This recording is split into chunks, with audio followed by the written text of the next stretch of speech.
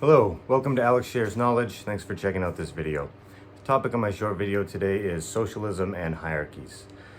Now, a lot of people that are being raised today in North America, in the United States and Canada, are being propagandized by YouTube algorithms and the media and all kinds of sources, really, to make them think about certain ideas in very, rigid boxed forms. And so they tend to equate any talk of socialism with communism here in the West because, we're a consumer capitalist society. So oftentimes I'll try to engage people in a certain conversation, and I'll be very critical of, consumerism and capitalism and things like that, and they'll have this reflexive emotional reaction to me about and they'll say they'll make very weird assumptions, like if I say I'm pro-socialism or something like that, for example, or I try to make a socialist argument. I don't consider myself anything, but let's say I'm arguing in favor of a socialist policy. They'll say, what are you, a communist, and you just believe in equality of outcome and all this stuff? And this is very strange to me, but I do understand why and how this is happening. By the way, for one thing, a lot of people in the West are basically brainwashed since birth into using Aristotelian logic. It's a big part of Christianity, and it's just been a big part of Western thought for since Aristotle. And that's a binary logic. It's the idea that it's a two-tiered logic system. So it treats things like if something isn't true, it's automatically false. And that's a very primitive form of logic. There are other forms. You can use a three-tiered logic system where something could be true, false, or indeterminate in your mind when you're categorizing it. Something could be true, false, indeterminate, or two things simultaneously, like when you're dealing with things in quantum physics. So Aristotelian logic is just this limiting form of logic that people in the West get tricked into using a lot of the time. And then they get tricked into basically loving their servitude because, in a capitalist consumer society like we have in Canada and the US, basically it's a wage slave system. It's a form of modern slavery, not the same as slavery in antiquity, of course, but serfdom was essentially a modification historically of slavery, and then today's wage slavery is essentially a modification of serfdom.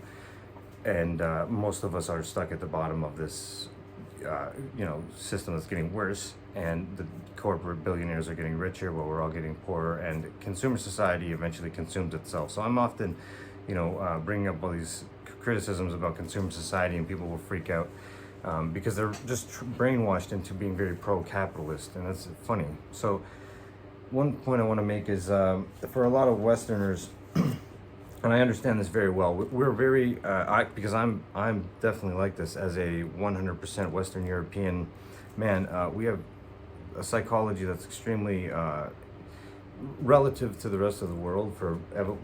There's a framework for explaining why in evolutionary psychology, but we tend to be extremely individualistic, and we have, we developed liberal society, which became multicultural, and we brought all these people in, and there is something to be said about something that is adaptive in one environment being kind of maladaptive in other environments to a degree, but we have basically been propagandized as a society into being so atomized that we have no form of cohesion anymore, and most people are just wage slaves, but they tend to, for different psychological reasons, not want to, be self-aware of that. So they're very pro-capitalist. Again, this is all reasons why they tend to have these knee-jerk reactions to anything that they perceive as being like the opposite of capitalism. And it's just a way that they're tricked into thinking about things. But one point I want to make to people is that before you get into any kind of become a diehard for any kind of political ideology, you should absolutely just study evolutionary psychology first. Because there's a joke that one of my favorite intellectuals used to always make, Robert Anton Wilson. Side note, by the way, he's awesome. You should check out his books like Prometheus Rising and The New Inquisition. Robert Anton Wilson had this joke that the only intelligent way to discuss politics is on all fours. What he meant by that is that for 98% of the population, they're operating instinctually and emotionally on basic primate psychology, which hasn't changed at all in the last 100,000 years. So some of us are meta-conscious enough that we can understand our own psychology and then kind of transcend that in many ways. This is this is where instinct and intelligence, this interesting dynamic comes into play. But for most people, you're dealing with people who are very robotic, hypnotic, semi-asleep, instinctual mostly. And for those people, if you want to understand them, it's so that you can have better expectations for them and the general public, and then also understand yourself better. This is why you should study evolutionary psychology. So if you're studying evolutionary psychology, there's all these books I look to, hype all the time. Like why beautiful people have more daughters is a good starting place. But I also talked a lot about this book, Tribe, and I'm going to talk a bit about this book, A Hunter-Gatherer's Guide to the 21st Century.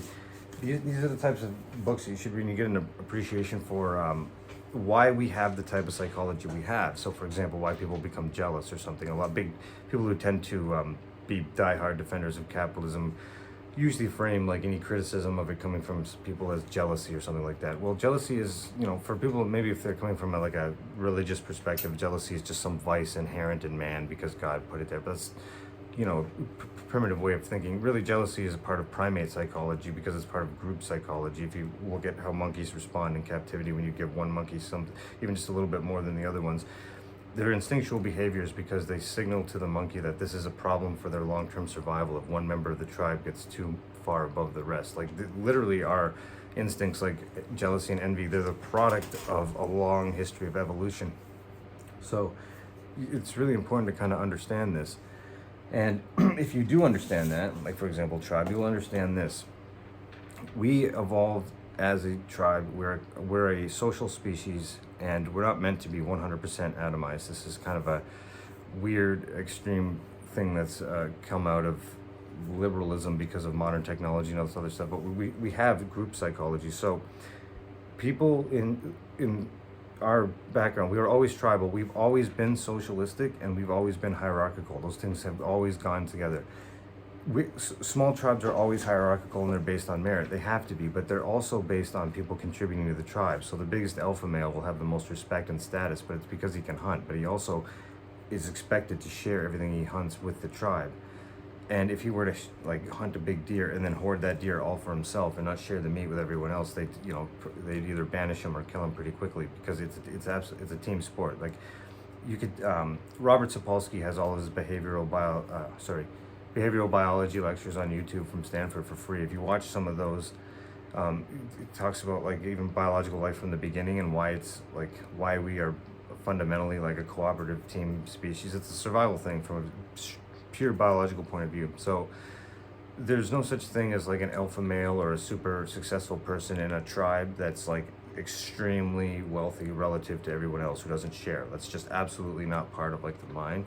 So no one's gonna like people who are poor who like glorify billionaires that don't like want to pay taxes and stuff or contribute to the societies that like make that they thrive on because they can't become rich without like, you know, the society that they're building their stuff in. That's just weird to me. So that if you want to really go, there's this movie that I love because it's such a great visual depiction. You can get it, you can watch this digital online easily. It's from 1981, but this movie Quest for Fire, I really recommend watching that because it shows sort of the hero's journey played out with these cavemen.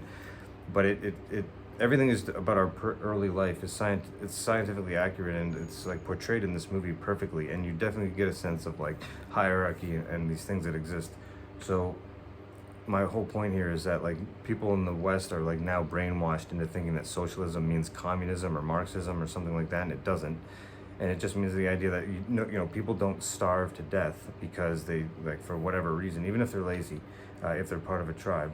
So, well, lazy too, that's a relative statement. Like most poor people that are framed as lazy are products of the system, not an inherent like unwillingness to be part of the tribe. So there's some nuance there, but what I'm saying is I personally don't think in any civilized society that there should be this mechanism where if you get a bad roll of the dice or if you can't work that you might literally starve to death. That's just a built-in mechanism to keep this slave machine running. And what we should be absolutely working as, because of our type of psychology as humans, is much more of a collectivist society where we have hierarchy, meritocracy, competition within a healthy range, within a society that takes care of everybody. And the idea of glorifying anyone that hoards a certain amount of wealth and doesn't contribute back into the group is foreign to our natural psychology. It's weird, and I'm highly critical of it. So just wanted to make this point that socialism does not in any way neglect the idea or negate the idea of hierarchy or status at all. Both of those things are part of our evolutionary background that are very like intrinsic to our evolutionary psychology, and we should take that into consideration, especially if you're into political ideologies like capitalism, communism, etc. So thanks for watching, like and subscribe. See you guys next time.